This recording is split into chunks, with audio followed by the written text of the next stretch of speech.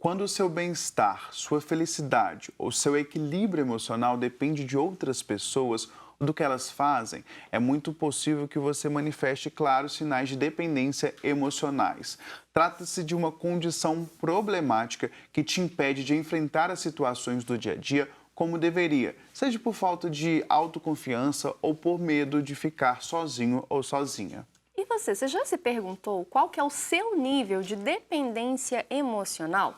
Agora a gente vai então direto para o Santuário Basílica Nossa Senhora da Piedade conversar com o pró-reitor do santuário, o padre Samuel Fidelis, que vai nos ajudar a entender um pouco melhor como que é essa dependência, como ela se manifesta e o que a gente pode fazer para lidar com ela à luz da Bíblia. Bom dia, padre Samuel, seja bem-vindo. Bom dia, padre. Bom dia, Vanessa, bom dia, Tiago e todos aqueles e aquelas que nos acompanham. É uma alegria estar com vocês. Padre Samuel, vamos começar então explicando para as pessoas, de uma forma mais didática, o que seria esse apego emocional? Então, nós, como seres humanos, nunca somos sozinhos. Quer dizer, o próprio processo de constituição do sujeito, aquilo que a psicanálise, por exemplo, vai chamar do despertar do narciso, isso é, o primeiro momento em que nós olhamos para o lado e dissemos, ele tem a ver com quem está diante de nós. Então, de alguma forma, aquele exercício bem simples da mãe, do pai ou de quem cuida, que vai nos ajudando a situar as coisas, quem nós somos, quem é o nosso corpo, ele nos constitui internamente, porque a partir deste movimento que nós sabemos, podemos ter o que a filosofia ou a psicologia chama de vivências de primeira pessoa, esse eu que alcança, que conhece, que guarda, que experimenta, mas perceba, é sempre em relação a uma outra pessoa que nos deu um nome, de quem nós somos filhos, que gosta de nós. Então, os limites e os contornos, eles sempre se atravessam. Padre, a gente falando sobre essa dependência emocional, né? A Bíblia fala que a gente tem que viver em comunhão com os irmãos, né? Mas a partir do momento, por exemplo, eu e a Vanessa somos companheiros de estúdio, eu preciso dela, ela precisa de mim. A partir de qual momento que isso vira um apego? Às vezes a pessoa deixa de viver por conta da outra, né? Como que a Bíblia explica essa relação da dependência do outro para não virar também uma total dependência emocional?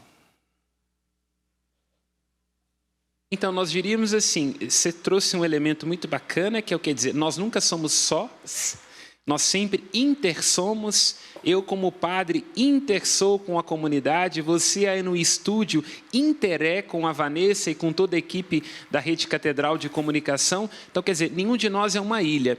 A coisa ela se torna problemática no momento em que existe uma relação de apego, onde o outro existe em função de mim e onde eu não sei quem eu sou, senão em relação ao outro. Aí é problemático. Quer dizer, existe um sujeito, um eu Samuel, um eu Tiago, um eu Vanessa, para além das nossas relações. No momento em que eu sinto que, se não a partir da relação, eu deixo de ser alguma coisa, aí nós estamos num movimento problemático, que pode ser até crônico ou uma síndrome, como é o caso, por exemplo, do borderline. Mas indo, segundo a perspectiva bíblica, nós vemos que o início do itinerário, do caminho da fé, Abraão, pai da fé, tem a ver com o convite à saída. Então Deus dirige-se a Abraão dizendo, sai da sua terra, sai da sua parentela, sai da casa do seu pai. Então percebam, o início da fé tem a ver com essa compreensão de saber que a fé envolve determinadas rupturas para ir se encaminhando na direção de uma relação pessoal com Deus, não de desprezo, mas de certas rupturas, né? Onde ali a intimidade que nós vamos criando com Deus, necessariamente vai nos ajudando a vivermos mais em segurança com aquilo que nós somos, o nosso eu verdadeiro, e também na nossa relação com Deus. E uma outra passagem, que é muito bonita também, e que deveria ser bastante aplicada, não é? Já que há inúmeros casamentos onde, com todo respeito, a sogra e o sogro é um problema. Quando nós vamos lá ao livro do Gênesis, no capítulo 2, assim se diz, por isso o homem deixará seu pai e sua mãe e se unirá à mulher, Portanto, o casamento, por exemplo, ele demarca bem uma ruptura, não é? Onde a gente deixa para poder encontrar. Padre Samuel, esse apego demasiado, né, ele se mostra muito problemático no nosso dia a dia.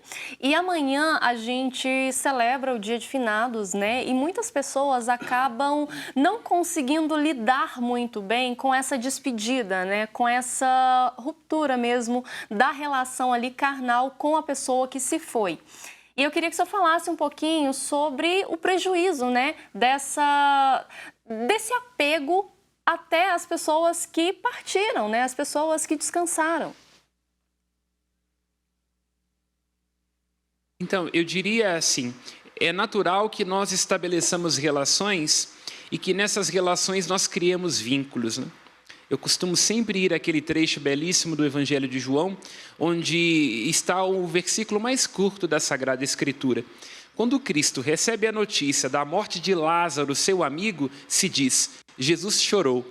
É o versículo mais curto da Escritura. Pensemos, Jesus, Deus, Ele queria ressuscitar Lázaro, padece da dor da morte. Por isso é natural que nós tenhamos um apego natural, para não ser redundante, né? É perfeitamente compreensível que nós criemos vínculos uns com os outros. Então, isso é um ponto. O que é preciso é que a gente, e você trouxe uma expressão que ela é muito interessante, que a gente compreenda que há uma ruptura carnal com a morte. Então, quer dizer, a morte nos convida a fazer uma oferta desta suspensão temporária do contato segundo o corpo, segundo a carne, segundo a presença física. Então, o grande desafio da morte e ressignificar o luto é perceber que a morte ressignifica a presença. E uma outra coisa também que é muito importante, que ajuda a atravessar o processo de luto, é perceber que, na verdade, o mais difícil e terrificante não é o pai que se foi, ou a mãe que se foi, mas é o filho que deixa de existir.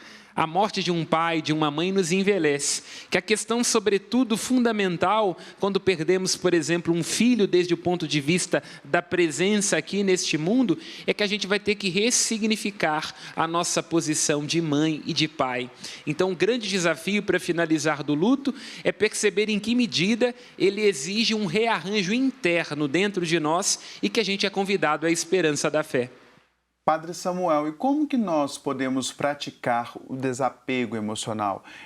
Tanto no luto, né, a pessoa que partiu, como a gente faz para lidar com essa dor da perca, né? E como que também a gente pode cultivar o desapego a outras pessoas, cultivar a própria existência, cultivar a sua própria companhia? Então, eu acho que a resposta é exatamente esta. Eu diria assim, todos nós precisamos de atos sem testemunha. Quer dizer, momentos durante o dia onde eu não sou o padre, onde quem está nos escutando não é a mãe de, a avó de, ou trabalha com isso, ou a médica, ou o policial. Momentos em que nós nos satisfazemos da nossa simples presença. Porque o ser, aquilo que nós somos em sua essência, é despojado. A gente não vem no mundo aqui em relação a alguém. Isso vai se constituindo com relação ao tempo. Nós vemos como sujeitos solitários, o nascer é solitário, tanto quanto morrer é solitário. Nós nascemos numa posição de nudez que não é só física, mas também da nossa essência. E nós vamos nos fazendo a partir das relações.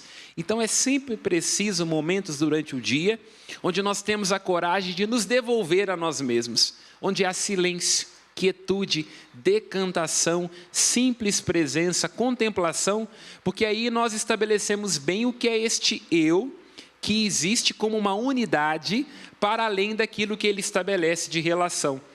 Porque no momento em que nós não temos instâncias de presentificação, momentos em que eu paro e eu tome consciência do que eu sinto, de qual é o meu medo, o meu receio, minha alegria, quais são os meus planos, há o risco de que eu só seja capaz destas coisas em relação ao outro. Aí pode ser adoecedor, porque na medida em que o outro me decepcionar, eu perco de vista sobre quem eu sou, não é? É importante, né, Padre Samuel, a gente fazer realmente essa avaliação, esse levantamento de quão dependentes do outro nós nos tornamos a partir do momento que a gente se anula para que o outro prevaleça sobre nós. E, nesse momento, a leitura orante, por exemplo, pode ser uma ferramenta, assim, maravilhosa para ajudar nesse estado de contemplação, de meditação, para reencontrar a si mesmo diante dessa busca? Com certeza, a leitura orante da Palavra de Deus é, antes de tudo, a experiência de um amor pessoal. Então, nós nos conhecemos em parte, como vai lembrar o apóstolo Paulo. Se alguém julga conhecer alguma coisa sobre alguma realidade, não é? Ainda não conhece como é necessário conhecer. Então, nós estamos sempre para além de qualquer conhecimento, de qualquer abstração, de qualquer apego. É tudo tão passageiro, tão impermanente, inclusive as nossas presenças. Mas a presença de Deus é constante. Tanto que os salmos falam que Deus tem um amor que é fiel para sempre. Portanto, a leitura orante da Palavra de Deus vai nos ajudando a perceber que a nossa vida nos convida continuamente a uma experiência de deixar, de largar, de entregar, de oferecer, de suspender juízos, mas há uma constante do amor de Deus, que é a segurança que todos nós buscamos. Então, na leitura orante, nós vemos, olha, quando Sara experimentava a sua infertilidade, havia ali a promessa de Deus. No momento em que Ana chora no templo, está o Deus que é fiel. Nos momentos em que o povo atravessa o deserto, há um Deus que cerca de carinho e proteção. Portanto, nós vemos que, em sendo indivíduos solitários, segundo a nossa essência, nós não estamos abandonados, porque Deus nos alcança na nossa solitude, que é uma melhor tradução para não ter a acepção negativa do estar só como abandonado, mas solitude enquanto uma unidade, não é? Onde nós somos um território sagrado, que por mais que as pessoas tentem alcançar, elas não alcançam, não protegem de modo suficiente, mas Deus sim. Padre Samuel, muito obrigado pela sua participação mais um dia aqui conosco. Vou pedir para a gente encerrar nosso bate-papo, né, com uma bênção, o Senhor dando para a gente, né, para a gente praticar o desapego e também uma bênção especial em celebração amanhã, o Dia de Finados. Eu agradeço mais uma vez pela oportunidade e o convite é esse, não é? Eu penso, tenho a impressão, Tiago, Vanessa, quem nos escuta, que nós sofremos muito com o fato de que hoje em dia nós não temos ambientes restauradores. Antes nós tínhamos família, igreja, comunidade, o trabalho não era tão competitivo. Tudo isso, de alguma forma, essa insegurança, essa instabilidade, acaba nos colocando numa posição de que a gente tem que se apegar a alguma coisa, já que o mundo é tão líquido. Então eu diria assim, invocando sobre cada um de vocês que nos acompanha a bênção, é preciso presentificar-se, amar-se, apreciar-se, devolver-se a si mesmo e a oração, a leitura orante da Palavra de Deus, o amor de Nossa Senhora da Piedade, são uma grande oportunidade que nós temos de nos devolver a nós, de nos enchermos daquilo que mais importa e a vivermos em estado de simplicidade e desapego. E é a bênção de Nossa Senhora da Piedade que invoco sobre sua vida, a você que agora nos acompanha, sobretudo amanhã, neste dia de saudade e de esperança, em nome do Pai, do Filho e do Espírito Santo. Amém. Amém. Amém. Muito obrigado, viu, Padre Samuel? Muito obrigada, Padre. Até semana que vem. Eu que agradeço. Até breve.